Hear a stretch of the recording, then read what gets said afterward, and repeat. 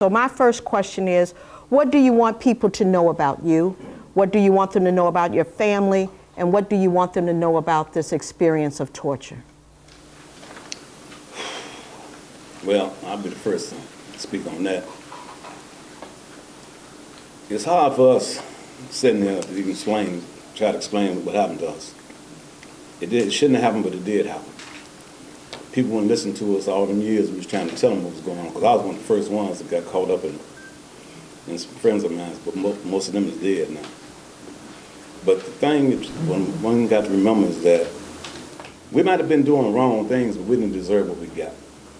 If you're going to arrest somebody for something they did, that's fine. But don't frame them for something they didn't do. And then you torture them, try to kill them. They suffocated us. They licked shock me. I went through that. Like almost all of us lost family members. There's no way to really express that, because that's a pain that always going to be with us. And now, if we come out real bitter, and sometimes we are, because of what happened to us, but we try to stay strong and keep positive thought and keep our minds clean in what we got to do and what we try to do. But a lot of people don't understand that this is a thing that stayed with us 24/24. In order for you to experience or understand the depth of what we feel, you'd have to go through what we went through. But I trust that none of y'all will ever have to, because there's nothing like it. I actually watch movies on TV and see people being tortured, but I didn't think nothing of it. But it didn't happen to me.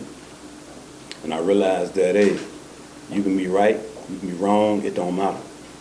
Because the people that do it, they don't care. All they want is a conviction, or somebody to say they did it so they can clear their record with you. And when it's all said and done, we suffer. Our families suffer. It's bad. I was in the penitentiary. My little grandson didn't come to see me. But the grandson didn't want to leave because he said, "I want to go." Daddy, he said, "Granddad, you got to go with me." I said, "I can't go with you," because he said I did something wrong, so now I got to suffer. And I sat there and watched him. He said, "I'm not going." He wouldn't leave. I had to con him to leave out the penitentiary with his brothers and them and his father. And that's what turned me around, because I realized that all my generations is coming to see me while I'm in the penitentiary. And the thought was, would I ever get out? Would anybody ever listen to what I said or tried to say, to express to them through the years that I suffered? Even the parole board didn't believe me. And then finally, when they had Ryan released the death row inmates that was tortured by Burge, then someone believed me. But at the same time, I still was getting upset, because one of the parole members told me I was penitentiary slick, or wise, as you want to call it, because I told him what happened to me, and he didn't believe me. Then he said, "Well, you didn't tell me all this." I said, "I did tell you that. Everything that you had on your piece of paper in front of you was my record. And everything that you asked me, I answered wholeheartedly and fully and truthfully." I said, "But I didn't mind you, lying to me. And you told my family you was going to help me get out," which my auntie at the time, she was still alive.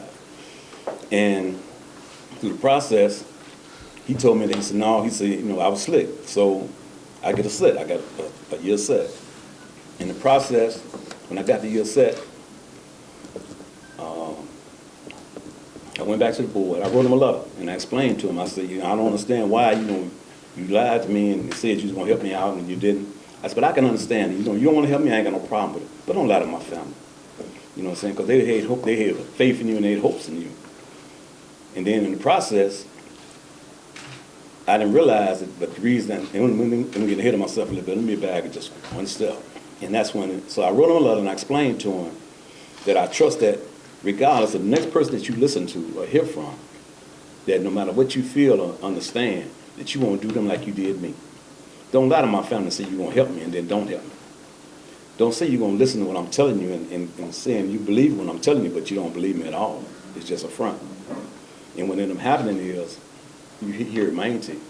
So I wrote him a letter, and 4 months later, April, he called me back up there to the parole board. He said, "I thought you had lied to me." I said, "I didn't lie to you. I explained to you what had happened, and I told you what was going on. You didn't believe me." I said, "But if you are, all people should know, because you went to the hearings that Ryan had set up for the pardon them guys." Well, I didn't know. I could have got a pardon too, but I didn't know the law. So I stayed in jail. But in the process, he told me, okay, I'm gonna help you. He said, I was wrong because I thought you got, you was trying to finish slick on me. I said I wasn't. So he in turn, and some other pro people that was there, that following year, I got another hearing, and they helped me. But the only sad part about it was, my auntie came to see me. She said, I'll be at your hearing. And that was in August. I went to the board in November. I sat up there all day waiting on my auntie to come. She didn't come. But in the process, the lady that was hearing my case, she said, baby, she said, this is what I'm going to do. She said, I'm going to go and check and see why your auntie didn't show up at the parole court, at your hearing. I'm going to call. I said, okay. That night, I found out my auntie had passed. So, in the process, she called me back up there. I went to the board in December. She said, look, we're not going to hear your case this month. We're going to hear your case in January of next year, which was 04. I said, I ain't got no problem with that. She said, how do you feel? I said, I'm all right. I said, ain't nothing I can do about what happened. I said, God, take what he have to do. You know what I'm saying? We born for two things, to live and die.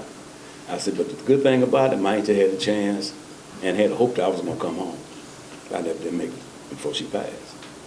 So I accepted, like I said, I accepted the loss and other losses I had while I was there. But that hurt me the most because of the fact she always wanted me to come home and help her out. I didn't get a chance to. So in 04, they took me to the board. I made parole. I came home. In the process, my lawyer that I got now, Flint Taylor and Joy and all them, they've been supporting me and helping me deal with the situation that I'm in. Through their wisdom and knowledge and help, and plus Daryl and a few others, we band together and stay strong for each other.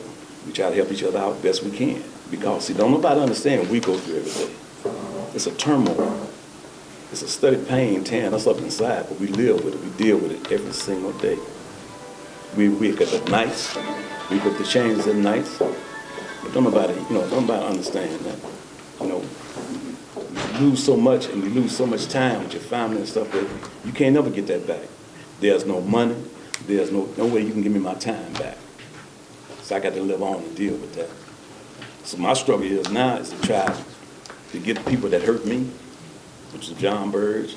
He didn't get what he's supposed to get, but he got something, and that was better than nothing. Mm-hmm. Now he can feel what I felt for every day that I did in the penitentiary, even though his time is short than what I had.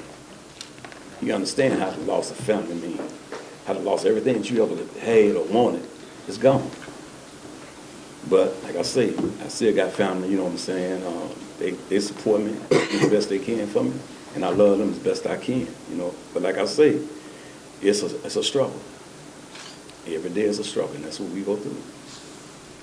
Thank you. Thank you. I really want to thank you because I understand how hard it is for you to stand here and tell us your stories. And I think we all who are here understand the strength that it takes for you to tell your stories over and over and over again. And so we want to thank you for having that strength to tell it to us so that we can really understand as best we can and so that we can be stronger in our fight against making sure this doesn't happen again. So, yeah.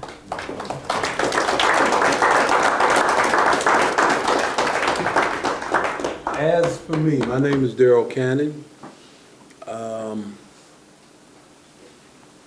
I have never confessed to be an angel in my life. I've done some wrong things and I paid for it. My position has always been, if I do something wrong and you catch me, woe on me. I was man enough to accept the consequences. But what happened to me November the 2nd, 1983 was barbaric, it was inhuman, it was something that I couldn't have fathomed in my wildest dreams could ever happen. To be tortured and not have the opportunity to fight back. All while they played Russian roulette with me with a shotgun, tried to hang me while my handcuffs was behind my back, cuffed, and used the electric caliper to shock me, my genitals, testicles, everything, my mouth. They did all of this here while I was cuffed behind my back. I was never given an opportunity to fight, to defend myself. And what you see before you today is a very bitter man. I keep hatred within me, beyond a shadow of a doubt. I would never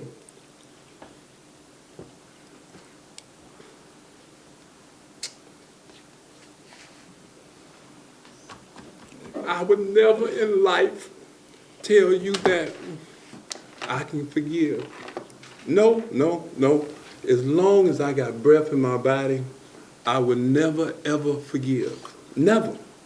Now, those are some very strong words to say. But during them 24 years, the death angel came and took my mother, my father, my son, my grandmother, a host of nieces and nephews. And not one time did the judicial system allow me to go back home to their funerals. So you see, please understand that Daryl has nothing but hatred in him. Someone asked me, will I ever forgive? I said, I doubt it, but who knows? You know, but for right now, this is what keeps me going every day. This is what allows me to come here. Like right now, my stomach, I feel like I want to throw up. I got pains and stuff in my stomach. I only get this when I talk about this. I'm told that that's that anger that's within me that's causing me to have these symptoms. And I've often said that, you know what? I will endure this every day just to be able to speak not only on behalf of myself, but on behalf of those who are locked up who have yet to receive any justice. Justice didn't come to me. I made justice yield to me. And I did so because of the fact that while I was in prison, I didn't use my time idly. Instead, I got an education. I learned about the law. I became a certified paralegal. And thanks to God, I was able to put together what I call Dream Team 2. OJ had Dream Team 1. Now mine Dream Team 2. God allowed me to be successful. See, nothing can be done without God leading the way. We're firm believers in that, everybody here. And God allowed me to have a mindset to contact Flint Taylor, People's Law Office. Who better that knows about torture? And then I needed somebody that was like a prep lawyer. And so God allowed me to get in tune with Lot Bowman from Northwestern University. And I was successful in putting Flint and Lot together. Now, as far as I was concerned, it was an unbeatable team. Nobody could outwit us. No lawyers on the opposite side could do anything with us. It took us a long time to be successful. If Daryl Cannon had stopped at any junction while I was in prison, I wouldn't be here today. Because the judicial system had no intentions of ever releasing Daryl Cannon. The judicial system cared less about Daryl Cannon having been tortured than anything else. The judicial system only wanted to further their own individual political gains, such as Daley Jr. He was state's attorney's office. He was the head of state's attorney's when most of us was tortured. He knew exactly what was going on. Did he ever investigate? No, no, no, no, no. But because of, I call him the eye of the tiger, Flint Taylor. Flint refused to relinquish and hear what others are saying about Daley has immunity because he's the head of the state's attorney. And Flint said, no, it should never be immunity on torture. And I totally agree. Because you're looking at some men here today, you know, no memorial can ever bring back all my family members that I lost during the course of the time that I was in prison. Yet and still, it can serve as a deterrent and saying that, look, we would never allow this again. We were silent too long. You know, I often use the word, this is the United States of America. You can't never tell me that regardless of what the circumstances, it's okay to torture someone so that you can get their signature on a piece of paper and you can go in court and prosecute them with that. You can't never tell me that's okay. Not here. Some other country? Okay, yeah, but not the United States. We're supposed to be fighting for people's liberty and their right to justice. But here at home, we ignore what's going on. Something is terribly wrong with that. You know, but people like us, it doesn't matter how much pain we have to endure. As long as I got people like Flint, Joey, a host of other attorneys who know the truth and who are willing to put their own selves on the line in order to help us, then please know that my stomach will continue to kill me. My stomach will continue to drive me up the wall with pain and knots and everything else, and I'll continue to speak because we have been blessed. You know, we have gotten a measure of justice, but there's a minimum of 24, maybe more people that's still in prison. That's right. Who haven't gotten a hearing as of yet. And all we're asking is that, look, give them opportunity to present their cases. Let the evidence and everything else fall where it may.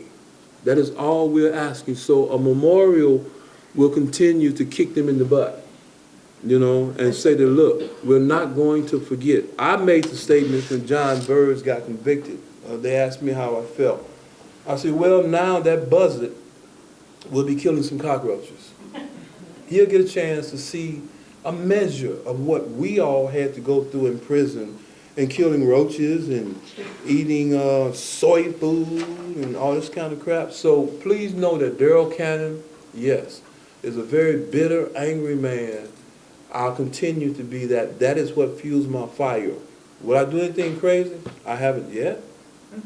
You know, so the only thing I'm going to do is see John Burns, Peter Dignant, and other torturers. I will see them in court, and I will smile and wave. All right. Remember me? Yeah.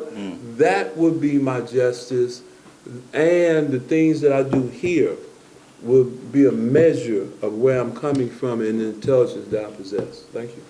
Thank you.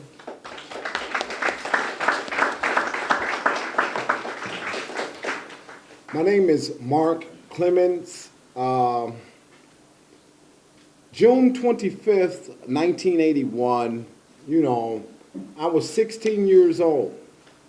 And being 16 years of age, taken to Area 3 violent crimes, I didn't know anything about no torture rings or no white cops beating African Americans, because this was something that was kept hid from our community.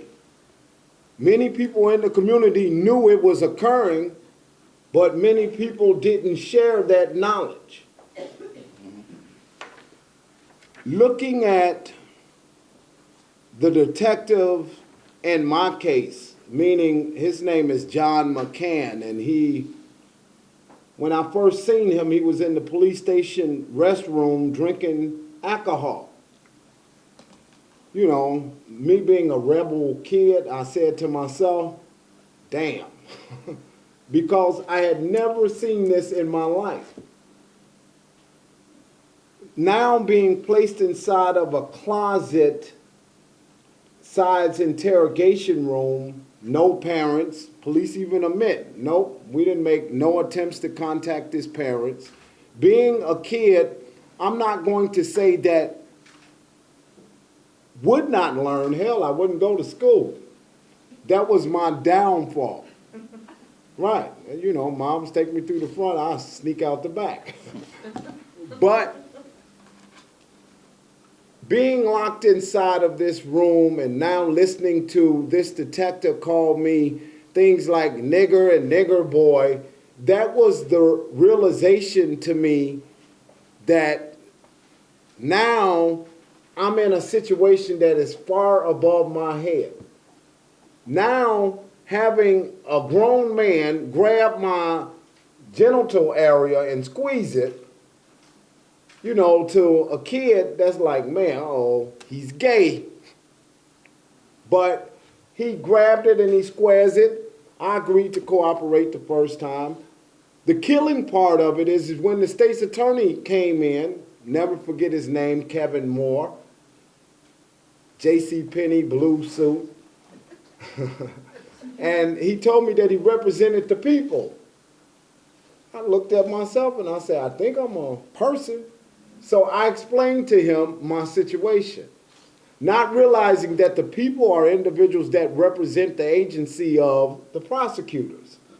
He goes back and he tells the detectives, one of them name is McQueenie, Daniel McQueenie, and he explains to them what transpired, that I had said that I was denied parents and that the policeman beat me. Well, you would think that this would serve as a comma. It didn't serve as a comma. They came back and they beat me again. So now being locked inside of a situation, what do? You're a kid. Hell, you ain't even got to be a kid. You can be an adult. And you grab someone and they testicles, they're going to tell you, matter of fact, they'll point at everybody in this room and say that they committed the crime. But we got judges. That's what kills me. We have judges, we have these politicians, and we have individuals within the Cook County State's Attorney's Office who act like, you know, man, should they grab your private area? Shoot, well, man, I think I would have just held out. Okay, well, let me put you in that room and let me do you that way. This is personal to me because being 16 years old, taken off of the street, basically told by an African-American judge, Judge William Cousins, basically that he saw two of Mark Clemenses. He said that I was a antisocial and that I was a time bomb just waiting to explode again. Like I sat in an apartment building that killed 4 people. See, we got to be careful what we speak out of our mouths, because that stuff can come back and it can haunt you. John Burge, right now, and believe it or not, he ain't even been in prison a whole year, a few months. I guarantee you that he's suffering more than what any of us ever even suffered, because he was never looking at being put into that pen. Now he in that situation, yes, John Burge suffering. Would we have liked to have seen him get more? Of course, yes. I was outraged. 4.5 years? No, this is an insult that occurred to the African American community, remained to occur to the African American community. This is something that has kind of like tilted over and fell off of the radar. We need a remoral.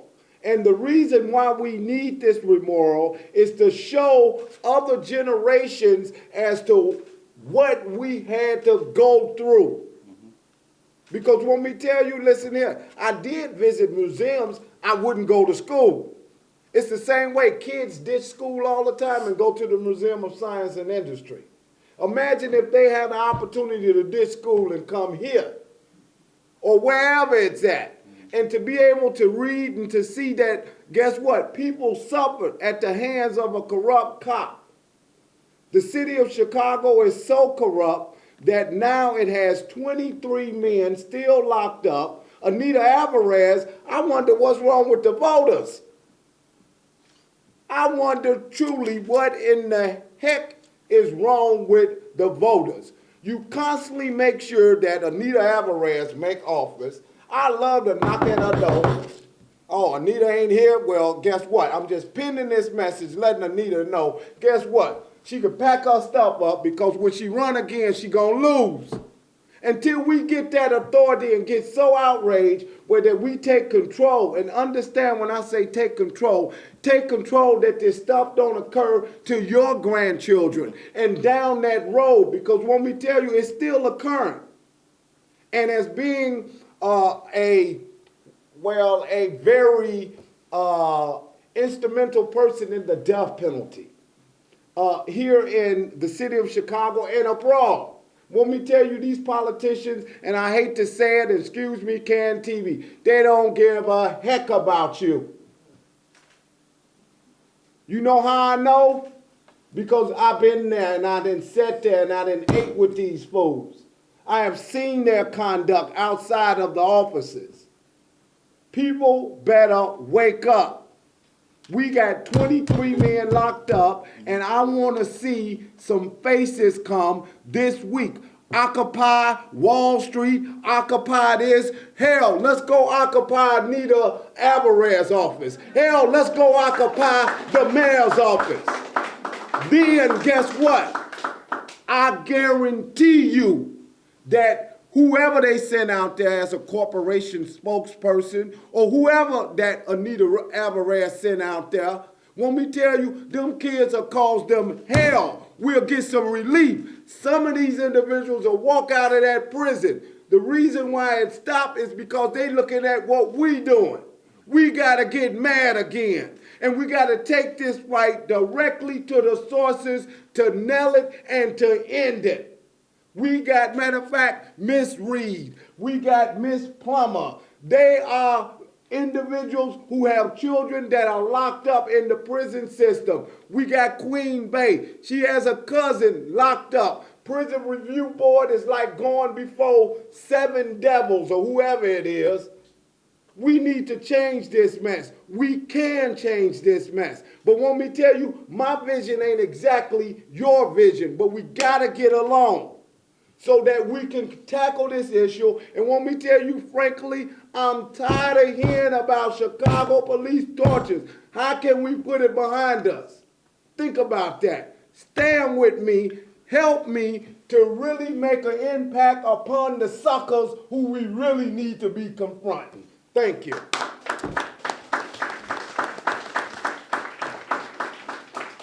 Thank you, Mark. David. I don't know where to cut in on this one, but I can just say that briefly, when you talk about being tortured, one of the things that's not discussed is the mindset of the individuals who were torturing the African-American men. The look on their face.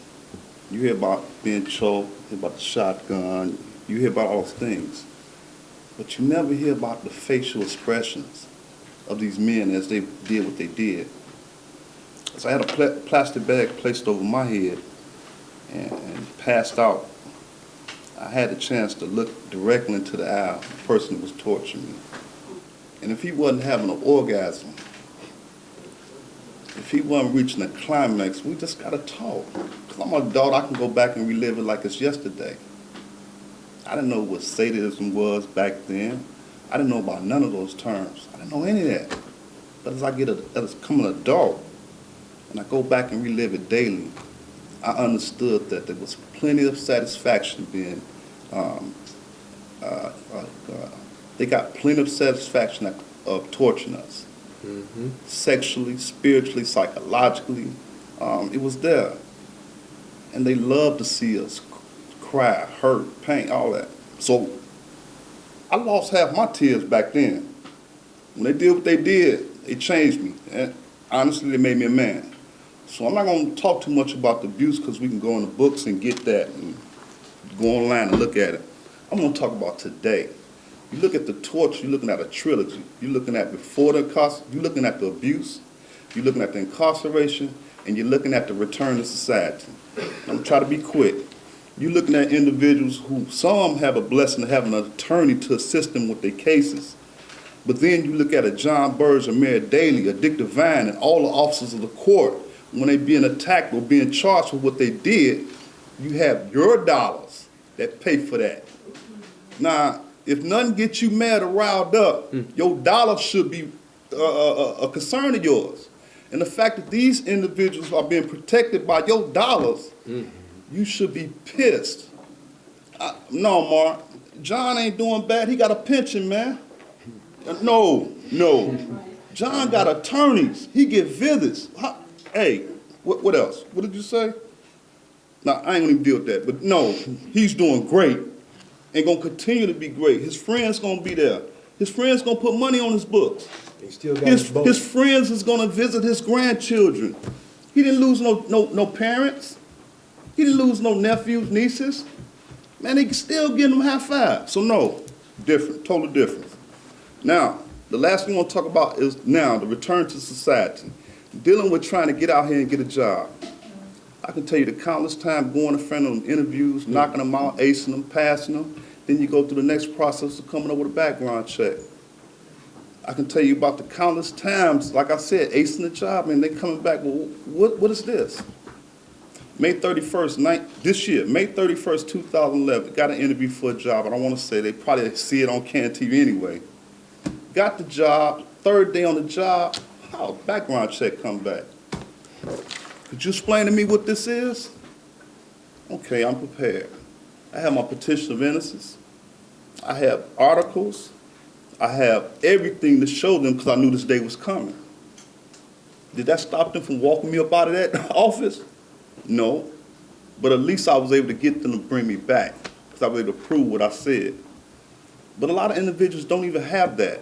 A lot of individuals don't even have opportunity to be able to plead their case going in front of these jobs. Some got to go into the factory. Some got to do other things. Man, it's just not favorable to them. So when you talk about that, not being able to work, then okay, these young men is talking about they're in their 60s, I'm in my 40s, he's in his 40s. Gotta have kids, right? So now, can't get a job, well, how you gonna take care of your kids? Got a 15-year-old honor student at Oak Park River Forest.